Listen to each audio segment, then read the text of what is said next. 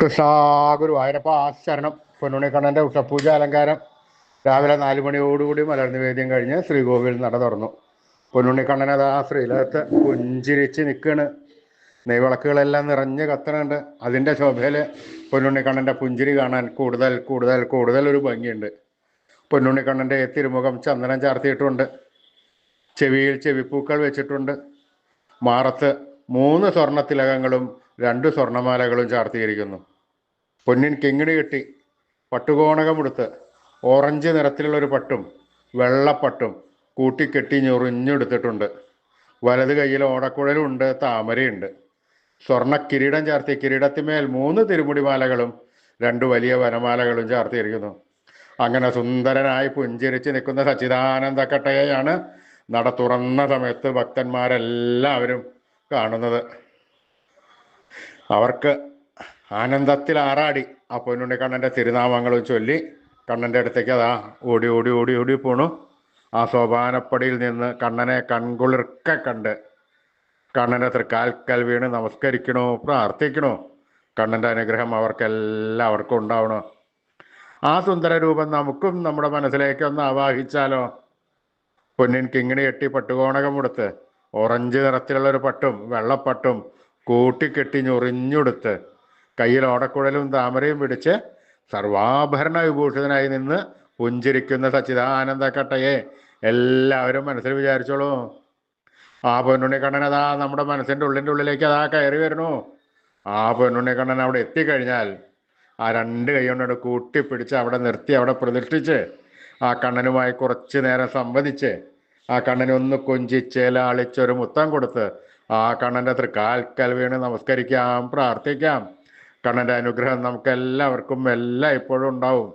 അതുറപ്പാണ്. എല്ലാവരും കണ്ണൻ്റെ തിരുനാമങ്ങൾ ചൊല്ലിക്കോളൂ. നാരായണ നാരായണ നാരായണ. സ്നേഹത്തോടുകൂടി ഭക്തിയോടുകൂടി വിശ്വാസത്തോടുകൂടി കണ്ണൻ്റെ തിരുനാമങ്ങൾ ഉറക്കെ ഉറക്കെ ഉറക്കെ ജപിക്കുക. കണ്ണൻ അത് കേൾക്കും. കേൾക്കാതിരിക്കാൻ കണ്ണന് പറ്റില്ല. അത് കേട്ട് കഴിഞ്ഞാൽ കണ്ണൻ്റെ ഒരു വരവുണ്ട് നമ്മുടെ അടുത്തേക്ക്. ഓടി ഇങ്ങോട്ട് വന്ന് നമ്മെ കെട്ടിപ്പിടിച്ച് നമ്മുടെ ഒക്കത്തൊക്കെ ഒന്ന് കയറി നമുക്കൊരു മുത്തം തന്ന് വേണ്ട സമയത്ത് വേണ്ടതെല്ലാം വാരിക്കോരി തന്ന് കണ്ണൻ നമ്മളെ അനുഗ്രഹിക്കും. നമ്മൾ എത്രത്തോളം സ്നേഹം കൊടുത്തോ അതിൻ്റെ 10 മടങ്ങ് ഇരട്ടി സ്നേഹം കണ്ണൻ നമുക്ക് തരും. പിന്നെ കണ്ണനാണ് നമ്മളെ നോക്കാൻ. കണ്ണൻ എല്ലാ സമയത്തും നമ്മുടെ ഒപ്പം ഉണ്ടാവും. വേണ്ട സമയത്ത് വേണ്ടതൊക്കെ വാരിക്കോരി തന്ന് കണ്ണൻ നമ്മളെ അനുഗ്രഹിക്കും. എല്ലാവരും കണ്ണനെ സ്നേഹത്തോടു കൂടി വിളിച്ചോളൂ. നാരായണ നാരായണ നാരായണ നാരായണ നാരായണ. കൃഷ്ണായ വാസുദേവായ ഹരേ പരമാത്മനെ പ്രണതക്ലേശനാശായ ഗോവിന്ദായ നമോ നമഃ. കൃഷ്ണായ വാസുദേവായ ഹരേ പരമാത്മനെ പ്രണതക്ലേശനാശായ ഗോവിന്ദായ നമോ നമഃ. കൃഷ്ണായ വാസുദേവായ ഹരേ പരമാത്മനെ പ്രണതക്ലേശനാശായ ഗോവിന്ദായ നമോ നമഃ. അച്യുതാനന്ദ ഗോവിന്ദ അച്യുതാനന്ദ ഗോവിന്ദ അച്യുതാനന്ദ ഗോവിന്ദ. ഈ നാമത്രയ മന്ത്രം എല്ലാവരും ദിവസേന ഉപാസിക്കുക. നിത്യവും ഉപാസിച്ചു കഴിഞ്ഞാൽ നമുക്ക് 1000 ആരോഗ്യ സൗഖ്യം, സർവസമ്പൽ സമൃദ്ധി, സർവ ഐശ്വര്യം, സന്തതി പരമ്പരകൾക്കെല്ലാം ശ്രേയസ് ഉണ്ടാവുന്നതാണ്. ഋഷീശ്വരന്മാർ തലമുറകൾ കൈമാറി തന്ന ഈ അമൂല്യനിധി നമ്മൾ വിട്ടുകളയരുത്. നമ്മൾ ഉപാസിക്കണം.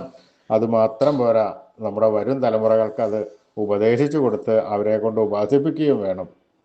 ഈ കലികാലത്ത് ജപിക്കാൻ പറ്റിയ ഉത്തമമായ മന്ത്രം കൂടിയാണിത്. അതുകൊണ്ട് ആരും ഉപേക്ഷ വിചാരിക്കേണ്ട. ഇന്ന് തന്നെ തുടങ്ങിക്കോളൂ. ഇന്ന് നല്ല ദിവസമാണ്. ഇന്ന് ചിങ്ങമാസത്തിലെ ആദ്യത്തെ ദിവസമാണ്. ഗുരുവായൂരപ്പന് ഏറ്റവും പ്രിയപ്പെട്ട ദിവസമാണ്. നമുക്കൊക്കെ ഒരു വിധത്തിൽ പറഞ്ഞാൽ പുതുവർഷ പുലരിയായിട്ട് കണക്കാക്കും. അതുകൊണ്ട് എല്ലാവരും ഇന്ന് തന്നെ തുടങ്ങിക്കോളൂ നാമത്രയ മന്ത്രം. അച്യുതാനന്ദ ഗോവിന്ദ അച്യുതാനന്ദ ഗോവിന്ദ അച്യുതാനന്ദ ഗോവിന്ദ.